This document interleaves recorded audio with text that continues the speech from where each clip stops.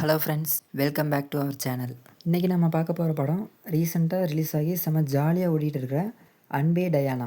ஜமா படம் மூலமாக டைரக்டராகவும் நடிகராகவும் அறிமுகமானவர் தான் நம்ம கதையோட நாயகன் பாரி இளவழகன். இந்த தடவை என்ன பண்ணியிருக்காருன்னா செம்ம ஜாலியான ஒரு ஃபீல் குட் லவ் ஸ்டோரி தான் கொடுத்துருக்காரு. படம் முழுவதுமே நம்ம சென்னை பெரம்பூரோட பின்னணியில் தான் நடக்குது.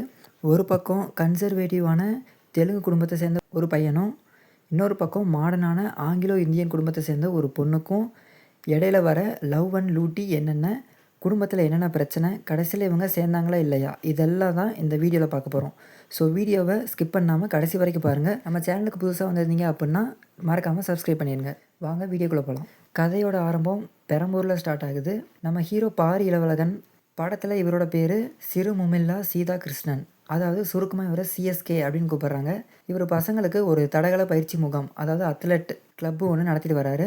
கொஞ்சம் கன்சர்வேட்டிவான ட்ரெடிஷ்னலான தெலுங்கு குடும்பத்து பையன்தான் நம்ம ஹீரோ. இவருக்கு எதிரில் வந்து நிற்கிறவங்க தான் நம்மளோட ஹீரோயின் ரம்யா ரங்கநாதன். படத்தில் இவங்க பேர் டயானா. ஒரு ஆங்கிலோ இந்தியன் ஐடி ப்ரொஃபஷ்னலாக இருக்காங்க. இவங்களுக்கு பிடித்த கலர் வந்து கருப்பு. அதுவும் நம்ம ஹீரோவோட கலரை வச்சு ஒரு ஜாலியான லவ் ஸ்பார்க்கு ஸ்டார்ட் ஆகிற மாதிரி காமிச்சிருப்பாங்க. இவங்க 2 பேரோட மீட்டிங், அதுக்கப்புறம் இவங்க இடையில ஏற்படுற பழக்கம் அப்படியே காதலாக மாற ஆரம்பிக்கும். ஆனால் பிரச்சனை என்னென்னா, இவங்க 2 பேரும் முற்றிலும் மாறுபட்ட கலாச்சாரத்தை சேர்ந்தவங்க அப்படின்றது தான். ஹீரோட வீட்டில் சுத்தமாக இந்த வெளிநாட்டு ஸ்டைல் கலாச்சாரம் எதுவுமே பிடிக்காது. ஆனாலும் நம்ம காதில் பூ சுற்றுற மாதிரி இவங்க லவ் ஜோராக போகிற மாதிரி நம்ம காமிச்சிருப்பாங்க.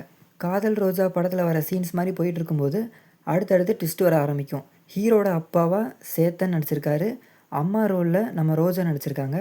இவங்க வீட்டில் கல்யாணம்னா நம்ம ஊர் பாரம்பரிய முறைப்படி தான் நடக்கணும் அப்படின்னு ரொம்ப ஸ்ட்ரிக்டாக சொல்லி வளர்த்திருக்காங்க. இங்கே தான் படத்தோட மெயின் ப்ராப்ளமே ஸ்டார்ட் ஆகுது. ஒரு பக்கம் தெலுங்கு குடும்பத்தோட பழக்க வழக்கங்களான சாப்பாடு, சாம்பார் அந்தப்படி இருக்குது. இன்னொரு பக்கம் ஆங்கிலோ இந்தியன் கலாச்சாரமான பர்கர், ஒயின் அப்படின்னு வெஸ்டர்ன் ஸ்டைலில் டயானாவோட உலகம் இருக்குது. இந்த 2 மாறுபட்ட துருவங்களும் ஒன்று சேரும்போது வீட்டில் பூகம்பமே வெடிக்க ஸ்டார்ட் ஆகுது. இவங்களுக்கு இடையில் நம்ம கோபி அண்ட் செல்வமுருகன் பண்ணுற லூட்டிகள் எல்லாமே காமெடியாக இருக்கும். அதுலேயும் முக்கியமாக பெங்களூரோட ஸ்லாங்கில் கோபி பேசுகிறது படம் முழுக்க ஒரு செம ஃபன் ஃபேக்டராக இருக்கும். குடும்பத்தில் இருக்க பழைய எதிர்ப்புகள், முக்கியமாக ஜாதி, அப்புறம் கலாச்சார தடைகள், இது எல்லாம் மீறி சீதா கிருஷ்ணனும் டயானாவும் எப்படி ஒன்று சேர போகிறாங்க, வீட்டில் இருக்கவங்கள எப்படி கன்வின்ஸ் பண்ணுறாங்க அப்படிங்கிறது தான் படத்தோட செகண்ட் பார்ட்டாக எடுத்திருப்பாங்க. படத்தோட கிளைமேக்ஸ் நோக்கி போகும்போது படம் ரொம்ப சீரியஸாலாம் மாற்றாமல் ரொம்பவே ஜாலியாகவும் ஃபன் கலந்த ஒரு எமோஷனோடவும் நகர்த்தியிருக்காரு நம்மளோட டைரக்டர். முக்கியமாக பெரம்பூரோட லேண்ட்மார்க்ஸ், அங்கே இருக்கிற மக்கள் வாழ்க்கை முறைன்னு படம் செம லைஃப்ஃபுல்லாக நகரும். ரொமான்ஸ் அண்ட் காமெடியை தாண்டி 2 வெவ்வேறு கலாச்சாரம் சேர்ந்தவங்க கல்யாணம் பண்ணிக்கிட்டா என்ன மாதிரியான ஈகோ பிரச்சனையும் ஜாலியான கலாச்சார மாற்றங்களும் நடக்கும் அப்படிங்கிறத ரொம்ப சிம்பிளாக சொல்லியிருப்பாங்க இந்த படத்தில்.